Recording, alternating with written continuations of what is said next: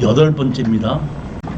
광주 지원 2025 타경 32467 아파트 2분의 1 지분 강제 경매입니다. 청구금에 의해 현대카드가 870만 원이 있고 우리카드가 1,600만 원이에요. 합치면은 약 2,500~600만 원 정도가 되는데 감정 가격이 얼마죠 지금? 5,500이죠. 이거는 제가 보기에는 취하될 가능성과 우리가 낙찰을 받아서 할 가능성이 50% 정도로 보거든요. 아까도 말씀드렸지만은 만약에 경우에 이거는 취하를 시킨다고 하면은 우리가 낙찰을 받고 취하를 시킨다 그러면 취하 동의서에 도장을만 찍어주면서 몇백만 원을 받을 수 있으니까 가장 빠른 시일에 잔금을 내지 않고도 수익을 올릴 수가 있는 그런 물건 중에 하나라고 보시면 됩니다. 그렇지만 만에 하나 이 사람이 취하를 시키지 않으면은 우리는 잔금을 내야 되거든요.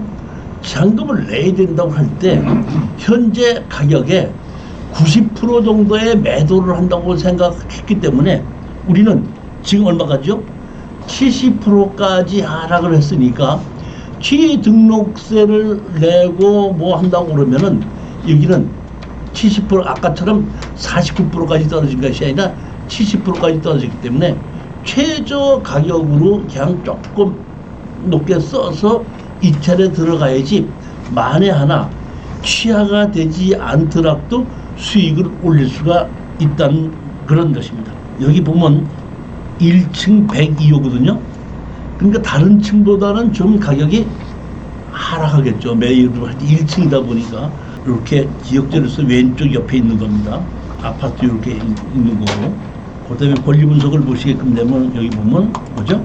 광주광역시구 북구 이렇게 2분의 1씩 있습니다. 김누구, 김지선하고 김지윤이다 보면 제가 보기에는 형제지간인 것 같아요. 현대카드가 있고 우리카드가 있죠. 두 개가 같이 경매를 집어넣기 때문에 이거는 취하가 안 될 수도 있다 이렇게 보는 겁니다. 취하가 안 된다고 하더라도 우리는 잔금을 내고 분할을 해서 매각을 하는 데는 공인중개사한테 가도 되고 공인중개사를 가는 걸 반대한다 그러면 다 팔아서 나누자고 할 수밖에 없는 겁니다. 절대 질러서는 안 됩니다. 여기 보시게끔 되면 여기 보면 거주자 김누가 이렇게 있습니다. 9번째 물건이 있습니다. 우리 그 수강생들 중에서 저한테 문자가 오는 것이 교수님 소액으로 좀 투자할 수 있는 것도 좀 골라주십시오 이렇게 얘기를 하는데 제가 일부러 소액을 고른다든지 일부러 돈이 높은 걸 고른다지는 하지는 않고 제 나름대로 이거는 돈이 좀 되겠다고 했을 때 추천하는데 지금 그 중에서 하나가 오늘 물건 중에서 하나가 지분으로 해서 가장 수익이 될 수 있다는 것이 이거 하나가 수익이 될 수 있다고 보는 겁니다. 2분의 1 지분 매각입니다. 감정 가격이 얼마였었죠? 1억 1,500이죠. 얼마까지 하락했죠? 3,900까지 하락했죠. 3,900까지 하락했다면 지금 우리 투자하시는 분이 이 정도 돈은 대출을 안 받아도 가지고 투자할 만하죠. 이거 제가 말씀드린 거 돈 된다는 거 장담합니다. 질르지 않고 낙찰 받아도 이건 조금 더 질러도 돈이 되는 겁니다. 여기 이 집이 2분의 1 집이 경매로 나왔죠. 그렇죠. 집이 나오는데 이게 도로에 접해 있어요, 없어요? 도로에 접해 있지 않죠.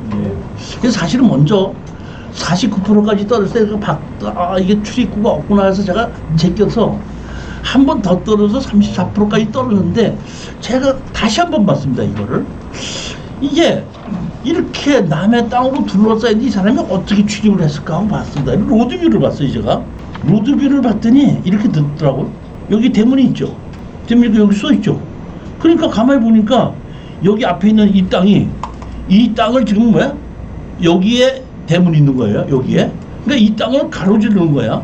그러니까 남의 땅을 가로질러서 마당으로 쓰고 진출입로로 쓰고 있는 거야. 야, 이게 어떻게 돼갖고 이 땅 주인이 자기 땅을 가로질러서 진출입로로 쓰고 있는 거야?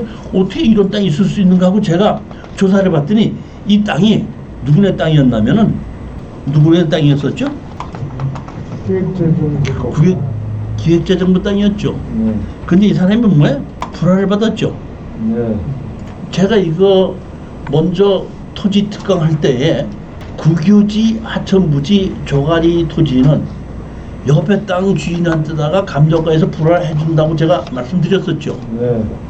이게 여기만 하천부지가 아니라 다른데 앞에가 다 하천부지가 되고 뚝방도 있어가지고 그 옆에 집 다른 집도 불화를 해준 게 있고 하나는 불화를 해주지 않고 그대로 뛴 것도 있더라고요. 이 옆에 땅이. 근데 제가 가만히 봤더니 불화를 해준 거예요. 그래서 여기에 있는 지금 여기 이 도로 진입로로 쓰고 있는 것은 이 사람이 누구냐면 엄마야. 엄마고 지금 살고 있는 집은 상속을 시켜줘서 상속한 아들이 부부가 같이 살고 있는 거예요. 자, 그러면 여기서 우리가 가장 중요한 것이 있습니다. 건축허가 받고 난 다음에 이걸 불화를 받았어. 불화를 받아서 건축허가를 냈어. 여기 땅 주인이 건물을 지었기 때문에 불화를 해준 겁니다. 왜? 그 땅 주인이 진입로를 쓰고 있기 때문에. 그러니까 예전에 기획재정부에서 하천부지인데 그 하천부지를 이용을 해서 도로를 썼기 때문에 건축허가 났단 말이에요. 그 때문에 그거를 도로를 쓰고 건축허가를 받은 데서 불안해달라니까 불안해준 거예요. 다른 데서 불안해준 게 아니라. 무슨 얘기인지 아시죠? 그래서 제가 그렇다 그러면 이거는 건물을 먼저 지었겠구나 하고 싶어서 아까 뭘 봤죠? 여기 보면 건축허가에 나온 도면에 나온 걸 제가 이걸 세움틀을 들어가서 봤습니다. 봤더니 여기 뭐라고 나와 있죠? 여기 뭐라고 했죠? 3m 이상의 도로라고 나와 있죠. 아까 제가 보면 건축허가를 받으면 뭘 받은 거라고 본다? 도로, 사설 도로 허가를 받은 것으로 본다고 했기 때문에 기획재정부 땅인데 이 건물만 사용하니까 이 건물 주인한테가 하청 불안해 준 거예요. 그러니까 건물을 짓고 난 다음에 이 땅을 불안을 받아서 앞에 땅과 뒷 땅이 하나가 되면서 값어치가 훨씬 더 높이 올라간 건 맞습니다. 자, 그러면은 우리는 앞에 땅은 엄마 이름으로 그대로 돼 있고 뒤에 있는 건물이 있는 땅은 2분의 1 지분의 경매로 나왔죠. 그렇죠? 그럼 우리 2분의 1 지분 경매로 샀다고 가정합시다. 샀어요. 근데 여기 있는 나머지 지분권자가 내 지분을 안 산다 그러면 나는 다 팔아서 나누자고 해야 되겠죠. 다 팔아서 나눠서 여러분이 이것이 다시 경매로 나와서 반가격으로 떨어지면서 다시 이 집을 샀다고 그랬을 때 앞에 여기 건축법에 의해서 뭘 했죠? 건축법상 도로로 돼 있죠. 그러니까 앞에 불화를 받은 엄마 이름으로 돼 있는 사람이 이 진입도로 막아요, 못 막아요? 못 막습니다. 그러니까 이건 아무것도 아니고 아무 상관없이 막힌 것이 아니기 때문에 이거는 2분의 1 지분으로 낙찰 받은 사람이 우리하고 협상을 안 할 수가 없는 거예요. 근데 이렇게 건축 지적법상 도로가 없이 맹지라고 생각했기 때문에 이 좋은 땅의 건물이 얼마까지 하라 그랬죠? 지금 34%까지 하라 그래서 감정평가가 얼만데? 1억 1,500인데 얼마까지 하라겠다? 3,900까지 하라겠다. 낙찰 받으면 감정가보다 싸게 팔아도 1억 주면 팔죠. 제가 예전에 이렇게 이런 거를 가지고 이제 현장 답사를 다니면서 강의를 든 적이 있어요. 그러면 어떤 분이 그 당시에 갔다가 오다 보면 저한테 슬쩍 얘기해요. 내가 이번에 현장 갔는데 이거 딱 들어가고 싶은데 어떻게 하면 좋죠? 그래서 내가 뭐라면 들어가겠다 그러면 우리 같이 현장 답사 온 사람들한테다가 내가 입찰에 들어갈 거라고 그러고 휴게소 가서 아이스크림 하나 다 사서 나눠주면서 내가 입찰에 들어갈 거니까 다른 사람 들어오지 마세요 하면은 그때 아이스크림 하나 먹고 예 알았어요 우리가 안 들어갈게요 하면 그 사람이 들어가는 거였었어. 이거 들어가시고 싶은 분 있으면은 말씀하세요. 오늘 제가 생맥주 한 잔 살 테니까 그거 한 잔씩 드시고 나 들어가게끔 양보해 주십시오 하세요. 돈 되는 겁니다. 다른 사람들은 건축법상 도로 모르는 사람들은 이거 맹지라 그래서 아무도 안 사요. 그러니까 만약에 들어간다면 우리끼리만 들어가는 거지 이게 다른 사람 안 들어와요. 어떻게 생각하세요, 김 사장님? 맞습니다. 오늘 이 얘기를 말하면 이런 것이 오늘만 나오냐면 또 나오거든요. 그러니까 우리끼리 그냥 질러서 경쟁 갖고 높게 하지 말라 이런 뜻이에요. 얼마든지 나옵니다. 또 나와요. 이 물건에 대해서 충분히 이해하셨죠? 예. 그러니까 제가 지금 설명한 걸 가지고 제가 오늘 교재 드린 걸 가지고 본인이 권리 분석을 다시 한번 해보세요. 권리 분석을 해보시고 궁금한 게 있으면 다시 저한테 또 문자를 줘서 물어보세요. 그럼 어디에 어떻게 되고 어떻게 됐다고 다 설명을 드릴 테니까. 저는 저 나름대로 이 정도면 자료가 뽑아서 충분히 설명이 됐을 거다고 해서 자료 준비를 다 했는데 중요한 건 내가 확인해 본 건 그거예요. 건축 허가를 받았을 때 이 땅을 진입도로 썼느냐 안 썼느냐 그걸 내가 확인해 봤는데 마침 시험터 들어가 봤더니 이게 진입도를 쓴 것이 건축 허가를 했을 때 있는 거예요. 건축 허가서에 진입도를 쓴다고 돼 있지 않습니까? 그 진입도로 쓴 거를 다른 사람이 샀다고 해서 막지 못한다는 거예요. 다만 이럴 수는 있습니다. 건축법에서는 막지 못하는 겁니다. 근데 뭘로는 막을 수가 있어요? 민법에 의해서는 막을 수가 있는데 민법에 의해서 내 토지가 막지 말라 그러면 우리는 주의토지통행권으로 할 수가 있거든요. 그러면 그 사람은 뭐냐면 네가 내 땅을 사용하니까 어떻게 사용료는 좀 줘야 되지 않겠느냐. 이렇게 나오면 그거는 이제 그 피투기는 저기 뭐가 되죠? 그 이제 싸움이 되는데 이 개인이 우리만 쓰는 게 아니라 다른 사람도 다 쓰는 경우에는 돈을 뭐 주라고 판결이 안 나요. 근데 이런 경우에는 딱 우리만 쓰잖아요. 그때 대부분 판사님이 야 지료 얼마를 줘라 이러고 판시를 해주기 때문에 최악의 경우는 건물을 내가 다 샀을 때 그 앞에 땅 주인이 그냥 너가 내 진입도를 쓰고 있으니까 지료를 달라 했을 때 최악의 경우가 지료 얼마를 주는 것이 최악의 경우입니다. 이렇게 허가를 받았어 다른 사람이 여러 명이 쓰고 있을 때는 이미 건축 허가를 받았을 때 돈을 준 걸로 보기 때문에 지료를 주라고 하지 않는데 이거는 옛날에 국유지 기획재정부도 땅이었기 때문에 그 사람이 국가에서는 상여도 받지 않고 그냥 건축법도 돈으로 딱 그걸 불화를 받았으니까 땅 주인이 되고 한 사람만 쓰고 있으니까 그 사람이 우리 건물 주인한테다가 그러면 도로 사용하는 비용은 줘야지 할 수 있는 권한은 있을 수 있다는 겁니다. 요 앞에 땅 여기 보시게끔 되면 여기 보시게끔 되면 여기 뭘로 돼 있죠? 천으로 돼 있죠. 어떤 뭘로 돼 있죠? 천으로 돼 있죠. 이것도 천으로 돼 있죠. 그렇지 않습니까? 이게 다 이게 하천 부지였더라고요. 그래서 이거는 보니까 이쪽 천은 건물을 지어서 불화를 받았고 이거는 불화를 받지 않았더라고요. 아직도 기획재정부 땅이 그대로 있는데 사실은 항공사진 보면 거기도 건물이 있더라고요. 여기 건물이 이렇게 있잖아요. 그러니까 이 건물 주인이 보면 기획재정부한테 내가 이 건물을 지어서 이렇게 사용하고 있으니까 나한테 불화를 해주십시오. 그럼 불화를 해주는 거예요. 이런 거. 나 혼자서는 국유지인데 나 혼자서는 쓸 수 없는 조가리 땅일 때는 옆에 분한테 주는 거고 이렇게 이 국유지를 이용해서 나 홀로 쓰고 있을 때는 불화를 해주는 것이 원칙이라는 겁니다.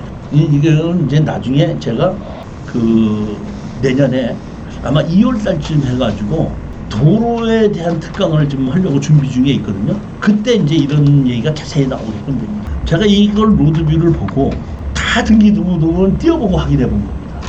그래서 이게 이게 맹지가 아니고 이렇게 됐구나 하는 걸 확인하게끔 됩니다. 그래서 이게 건축 현황도를 띄워서 보니까 이렇게 사비도 도로 이렇게 나오는 거. 건축물 관리장에는 정식으로 건물이 다 지어져 있는 거. 여기 앞에 하천 부지였던 걸 이 하천도로 있는 걸 그대로 기획재정부에 썼는데 개인으로 불화해 줬던 거. 이게 다 등기부도 다 띄워서 보고 확인한 겁니다. 10번째 물건을 보시겠습니다. 대구 대전 2023 1064입니다. 여기는 건물을 짓다 말고 중단돼서 건물은 빼놓고 토지만 매각으로 나왔습니다. 감정평가가 얼마죠? 4억 8천이던 것이 2억 3,900까지 하락을 했습니다. 얼마까지 하락을 했죠? 34%까지 하락을 했습니다. 이거 낙찰 받으면은 제일 먼저 어디를 가야 되죠? 구청에 가서 담당자한테다가 건축허가 누구한테 어떻게 받았느냐는 걸 물어보는 것이 맞습니다. 근데 사실은 보면 이렇게 건축허가를 받은 것은 제가 확인을 해봤습니다. 세움터를 들어가서 확인해 봤습니다. 여러분 먼저 토지 특강 했을 때에 제가 이런 걸 띄워보는 거 확인하는 방법 가르쳐 드렸잖아요. 봤더니 뭘로 났죠? 여기 건축허가가 났죠? 뭘로 났죠? 2022년도에 건축허가 난 겁니다. 단독주택인데 뭘로 났죠? 다중주택으로 나왔죠. 다중주택 뭔지 아세요? 다중주택. 이 다중주택이 언제 문제 이게 생겼냐면은 이명박 정부에서 도시형 생활주택이라는 것이 나왔죠. 그럼 도시형 생활주택이 나오기 전에 고시원이라는 얘기 들어보셨어요? 네. 고시원이라는 건 건축법이 없습니다. 건축물의 종류에 고시원이 없습니다. 네. 건축법에는 고시원이라는 것이 없는데 실질적으로 우리가 세를 주고 뭐 할 때는 뭐가 있죠? 고시원이라는 것이 있죠. 이거를 이명박 정부에서 이 고시원을 건축법으로 끌어들인 것이 도시형 생활주택이고, 도시형 생활주택 하나가 이게 뭐야? 다중주택입니다. 자, 여기 다중주택 다음에 요건은 모두 갖춘 주택을 말한다. 학생 또는 직장인 등이 여러 사람이 장기간 거주할 수 있는 구조. 우리 고시원이 그런 거 아닙니까? 보면 독립형 주거의 형태를 갖추지 않을 것. 독립한 단독주택이 아니라는 겁니다. 실별로 욕실은 설치할 수 있으나 취사시설은 설치하지 않은 것을 말한다. 그러니까 방 하나에, 룸 하나에 화장실은 만들어 놓는데 바깥에 나가면 취사시설은 공동으로 쓸 수 있게끔 만들어 주는 것이 하나가 다중주택입니다. 그러니까 여기서 보면 취사시설이 안으로 들어와 있으면 뭐가 되죠? 다가구. 취사시설이 바깥에서 공동으로 쓸 때는 뭐야? 다중주택. 이런 식으로 우리가 아시면 되는 겁니다. 이게 건축법에 나와 있는 겁니다. 그러니까 이건 다시 말하면 월세를 주기 위한 건물이라고 보시면 되는 거예요. 이것이 건물은 매각조에 토지만 나왔기 때문에 우리는 낙찰을 받으면 이걸 우리가 알고 있지만은 건 대전시 가서 물어보는 겁니다. 그러면 이거 허가를 받은 거를 담당자가 가르쳐 줘요. 근데 누구가 받았는지는 안 가르쳐 줍니다. 근데 뭐는 가르쳐 주죠? 설계사무실은 가르쳐 줘요. 설계사무실에 와서 여기에 주인하고 만나서 건축 허가를 뭐야? 넘겨 받아도 되고, 건축주 명의 변경해서 적당한 가격에 넘겨 받으면 되고, 적당한 가격이라는 것이 내가 원하는 가격하고 건물 주인이 원하는 가격은 다르겠죠. 이 사람은 여기 골조를 한 2층까지 지어놨기 때문에 억대는 들어갔을 거예요. 그럼 억대를 들어갔으니까 억을 달라고 그래, 1,000만 원 달라고 그래. 그러면 나는 1,000만 원을 주고 샀는데 1억을 달라고 그러면 합의가 돼, 안 돼? 안 되죠. 그러면 어떻게 해야 된다 그랬죠? 그 사람을 상대로 뭐야? 철거와 지조수송. 그리고 강제로 뭐 이런 경우에 골조가 되는 게 강제로 기입되기서 이것만 경매로 집어넣을 수도 있고, 이것만 집어넣는 것이 아니라 사실은 그 건축주가 갖고 있던 아파트를 경매로 집어넣는 거야. 이 지조를 가지고. 그러면 그 사람이 억대 달라고 그러다가 기한 가져가. 그리고 이거 뭐야? 나한테 돈 달라는 것만 뭐야? 취소하고. 이렇게 해도 협상이 나와요. 자, 그러면 건축주 명예 변경에 의해서 내가 땅과 건물이 내게 됐습니다. 이제 됐어요. 그러면 내가 이걸 지어야 돼, 팔아야 돼? 팔아야 돼. 그럼 사는 사람이 있어, 없어? 있습니다. 누가 사요 그거를? 건축업자가 사죠. 아니, 이게 다시 말하면 이렇게 건축업체 파는 게 아니고 이렇게 가는 겁니다. 이건 내가 옛날에 건설업을 했을 때 하는 얘기입니다. 여기를 보면 이게 좀 유치권이 없어요. 유치권이 없다는 얘기는 이 사람이 거의 거준 돈을 다 받았다는 얘기죠.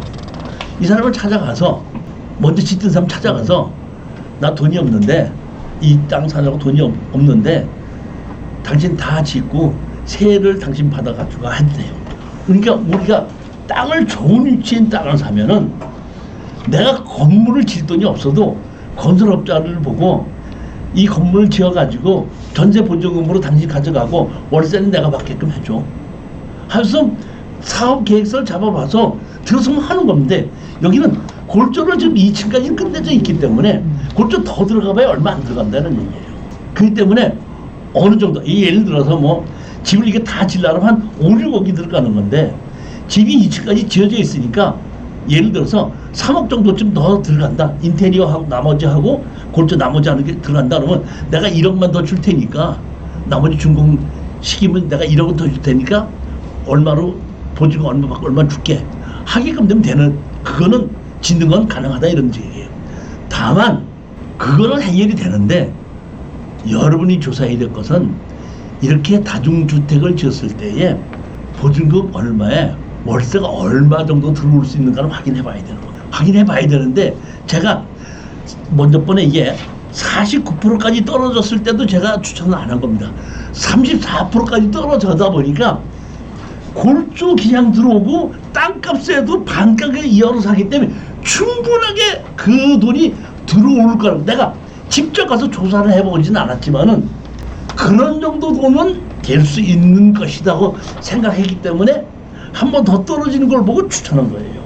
일단 땅값에서 반가격 이하만큼 먹고 들어가는 거 아니에요. 그리고 골조에서도 3층까지 질 거를 지금 2층까지 지었으니까 그만큼 또 우리가 먹고 들어가는 거 아니에요. 건물주가 합의를 안 할 수가 없다는 거예요. 이거는 법정 시한권이 있죠, 이 사람이. 그럼 법정 시한권이 지담한 걸 가지고 나한테다가 매월 땅에 대한 지료를 주겠습니까, 이 사람이? 그럼 자기는 어차피 건물을 짓는데 1억을 지었다고 하더라도 1억이 다 날아가는 것이지 여기서 이 사람이 건지지 못해요. 내가 1,000만 원이라도 준다 그러면은 그나마 건지는 게 다행이라고 생각하는 것이지 내가 1억 줄 때까지도 안 하고 버텨. 그럼 못한다 이런 뜻입니다. 이 다중주택에 대해서도 여러분 정확히 이해가셨죠? 어떤 것인지. 건축법 시행규칙에 보면은 건축주 명의 변경하는 방법이 여기 있거든요. 그러니까 담당 그 건축주하고 합의가 돼서 인감증명에 의해서 건축주 명의 변경 도장 찍고 인감도장 찍고 주게끔 되면 건축허가서를 넘겨주면 내가 그대로 그 공사를 계속해서 할 수 있다는 뜻입니다. 제가 보기에는 이게 다중주택은 게 원래 일반 주택은 2층까지 짓는데 여기는 다중주택은 3층까지 지을 수 있거든요. 근데 제가 보기에는 이거는 골조가 2층까지만 돼 있는 걸 보고 3층은 안 한 것 같아요. 3층까지만 했으면 이거 돈 많이 남는 거예요. 인테리어 비용만 들어가면 되는 거기 때문에. 근데 2층까지만 돼 있기 때문에 3층을 어떻게 됐는지 3층을 안 하고 용도 변경, 설계 변경을 해갖고 3층 없이 했어도 없으면 골조 끝난 것 같고 마감해도 이 분양을 한다든지 임대 줬을 때 돈이 나온다 그러면 굳이 3층 안 해도 되지 않느냐 싶은 생각도 사실 들기는 들어요. 그러니까 원래 설계 사무실 가서 설계를 얼마큼 했고 나머지 시공한 비용 골조를 더 하는데 얼마가 들어갈 거니까 보고 그 돈을 투자해야 되는지 말아야 되는지는 건설업자하고 같이 이거를 다 지어서 했을 때 임대가 얼마 나오고 팔을 때는 얼마가 나온다는 걸 계산해 보면은 일단은 땅값에서 반 이하를 우리가 먹고 들어가기 때문에 건물을 골조까지 한 거를 우리가 돈이 들어간다고 하더라도 수익은 우리가 된다 이런 뜻입니다. 34%까지 하락했기 때문에 여기 그 권리 분석에 대해서는 제가 자세히 설명한 적이 여기 다 있으니까 교재에 있으니까 기준 권리만 찾아서 그 인수 소멸만 보면 돼 있으니까 특별한 게 없으니까 제가 거기에 대해서는 시간을 빨리 기한 진행하고 우리가 낙찰 받았을 때 어떤 식으로 매도할 것이냐는 좀 중심으로 설명을 드리겠다는 겁니다.